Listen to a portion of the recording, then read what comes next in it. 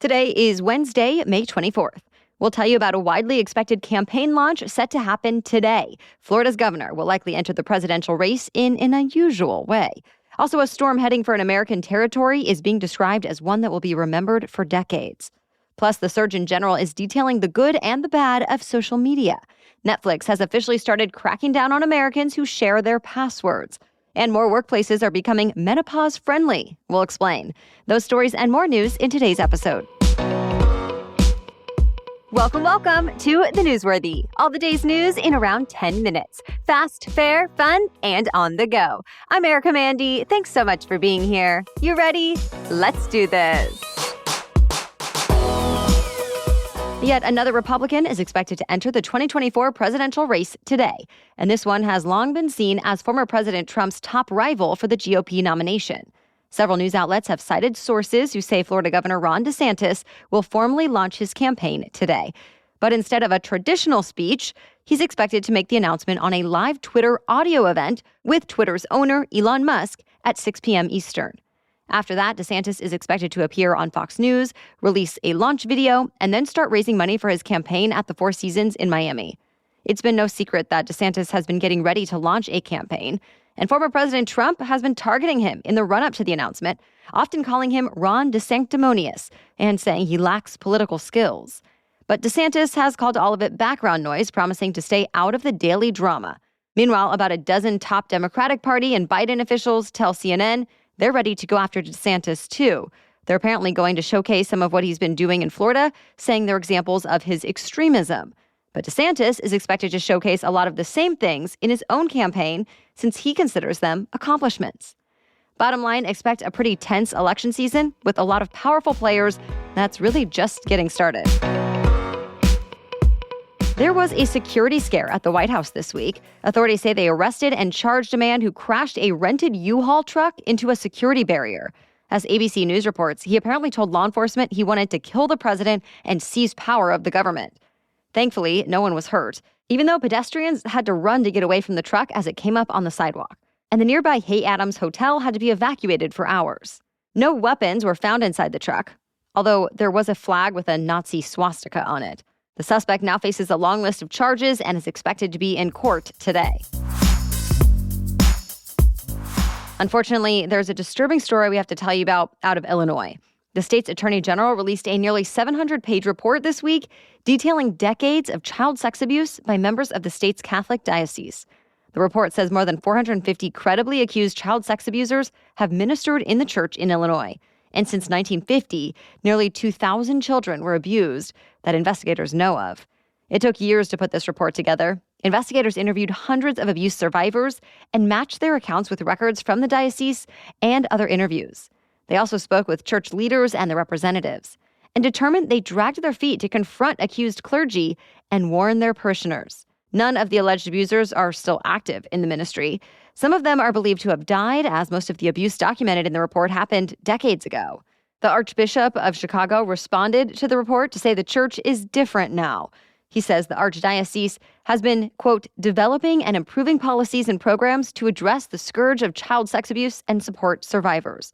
But one victim advocacy group says, quote, no one knew more about the abuse and no one did less about it than the diocese themselves.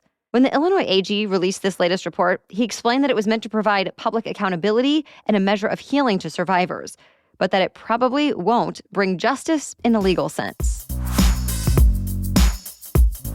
The American territory of Guam is bracing for what could be a catastrophic storm. The National Weather Service says Guam could take a direct hit from Super Typhoon Mawar today. Mawar's winds have topped 150 miles an hour, making it as strong as a Category 4 hurricane. People could be dealing with storm surges as high as 25 feet above normal tide levels, and up to 20 inches of rain are possible in Guam, likely triggering dangerous flash flooding and possible landslides. The National Weather Service says many structures will be destroyed, and up to 70% of plants on the island could be ripped away.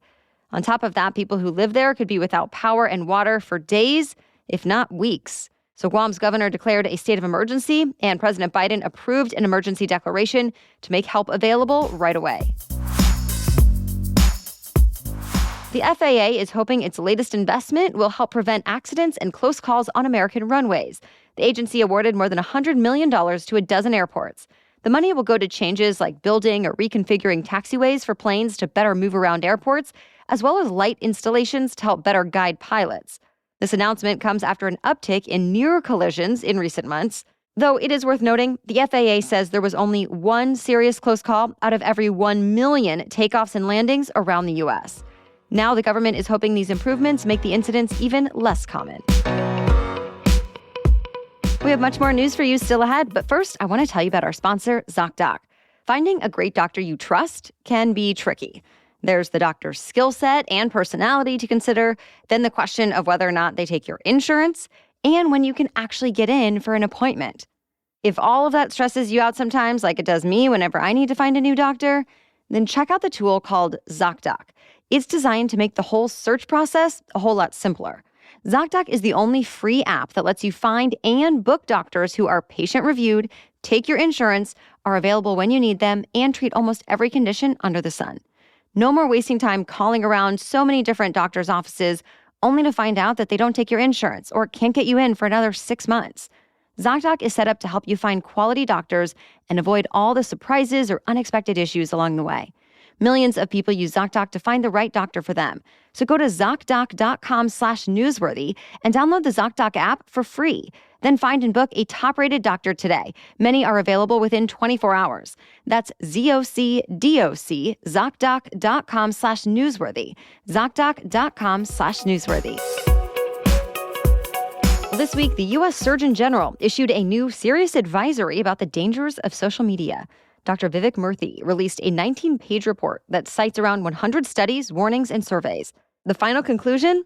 That there's a profound risk of social media harming a child's mental health. The report says an estimated 95% of kids between the ages of 13 and 17 are on social media, as well as 40% of kids between 8 and 12. And it says those who spend more than 3 hours a day on social media face twice the risk of experiencing depression and anxiety. One survey of teens showed they spend an average of 3.5 hours a day on various platforms where they are commonly exposed to extreme, inappropriate, and harmful content. So Murthy is calling on parents, policymakers, and platforms to create safe limits and protect tech-free time in the day. Still, the report says more research is needed, and that the well-being of kids online is shaped by a lot of complex factors, since each kid and each bit of content is not equal. Murthy also points out that social media is not all bad. The report says there are benefits, like how it can help people who are traditionally marginalized feel less isolated. About 60% of adolescents say social media helps them feel more accepted, and 80% say it makes them feel more connected to what's going on in their friends' lives. So the Surgeon General says, quote, "We need to maximize the benefits and minimize the harms with a thoughtful, intentional approach." Nearly every attorney general in the country is now suing one telecommunications company. Avid Telecom is a company that provides voice calls over the internet, and it's accused of creating more than 7.5 billion robocalls to people on the National Do Not Call Registry. So AGs from 48 states plus Washington, D.C. filed a lawsuit. That suit says Avid would sell phone numbers, data, and dialing software that let customers make mass robocalls, many of which impersonated law enforcement. Other spoof calls allegedly included scams about the Social Security Administration, Medicare, auto warranties, Amazon, credit card interest rate reduction, and more. And with Avid's services, customers can apparently disguise their numbers to match the area codes of the people they're calling, making it more likely they'll pick up. But Avid Telecom says it follows all applicable laws and regulations, and it plans to defend itself and vindicate itself through the legal process. To be continued. Heads up to anyone who shares a Netflix password or uses someone else's, Netflix is officially starting to crack down. The streaming service says it's now sending emails out to American subscribers whose passwords are being used outside of their household. They'll be able to view which devices are signed into their account, remove those that shouldn't have access, and reset their password. Or they'll be able to let other people keep using their password for a fee. Each extra household that has access will cost users another $8 a month. And even then, the Netflix standard plan will only let you add one more household, while the premium package will only let you add 2. And if you have one of the cheaper Netflix plans with ads, you can't give any extra households access. And Netflix says if you try to log into an account without paying, your device will be blocked. This announcement comes as quite a few of Netflix's competitors are expanding their services. Yesterday, HBO Max transformed into Max to combine HBO with Discovery Plus content. Next month, Paramount Plus will add Showtime to its service, and Disney says it plans to combine Disney Plus and Hulu into one app soon. For now, no price changes have been announced. Starting soon, you'll be able to catch an Uber in a self-driving car. Uber says it's going to be transporting passengers and making deliveries in parts of Arizona using fully autonomous vehicles from Waymo, and customers will be able to request them. The two companies did not comment on the financial terms of their new partnership, but it's apparently a multi-year deal. On top of Arizona, Waymo is already offering rides in San Francisco and is conducting tests in Los Angeles and Austin, Texas. Both Uber and Waymo hope that by pairing up, they'll be able to expand even further. That's it for the main news today, so now it's time for Work Wednesday, when we break down one interesting career or work-related news story every Wednesday. But first, this episode is sponsored by BetterHelp. It's so easy to get caught up in what everyone else needs from you and never take a moment for yourself. For me, that's been especially true after becoming a parent. But even before that, I know what it's like to feel pulled in a million directions. And yet, I found that I'm actually more present and energized for those that I love when I do find a little more space for myself. Therapy has given me the tools to have more of that balance in my life. I know some of you are thinking there's literally not enough time in the day. I get it. But often, it's not about finding more time.